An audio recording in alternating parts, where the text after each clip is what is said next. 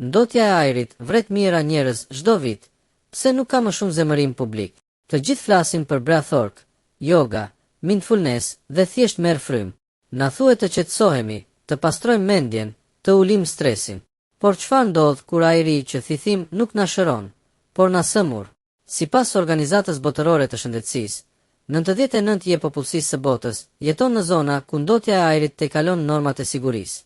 Ndotja e ajrit është sot rreziku më i madh mjedisor në botë, e lidhur me rreth 7 milion vdekje të parakohshme çdo vit. Kjo nuk është një krizë e së ardhmes. Është një krizë e sotme që po dëmton zemrën, mushkërit, trurin dhe enët e gjakut tani. Në disa qytete, situata ka kaluar në alarm ekstrem. New Delhi, një nga kryeqytetet më të ndotura në botë, regjistron shpesh nivele të P2.5-24 herë mbi normat e opshës. Ekspozimi i tillë ulje gjatësinë me gati 12 vjet.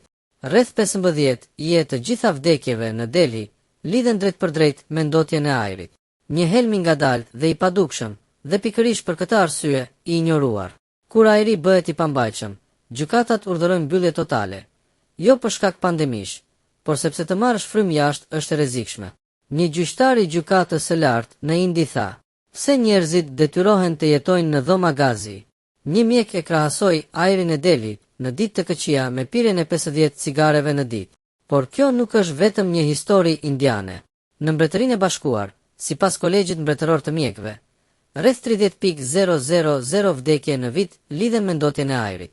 Në Londër, zonat me emetim të ulët, lle dhe ulez, kanë dhënë rezultate konkrete.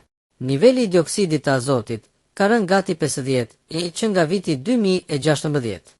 Cilësia e ajrit është përmirësuar në 99 i të pikave matëse. P2.5 nga automjetet është 31 më i ulët se sa do të ishte pas zgjerimin e ulez.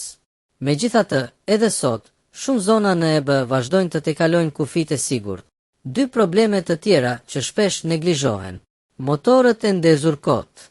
Sa herë shohim makina të mëdha të ndezura pranë shkollave apo parqeve.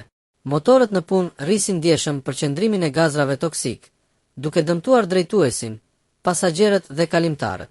Ogjaqet dhe sobat me dru shiten si eko, të ngrohta, luksoze.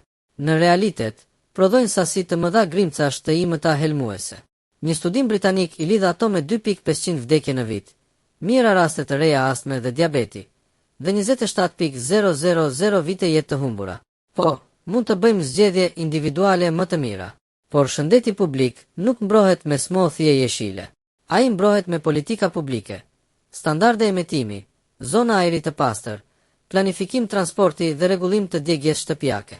Mindfulness është në modë, por asnjë frymarrje e thellë nuk e neutralizon ajrin toksik.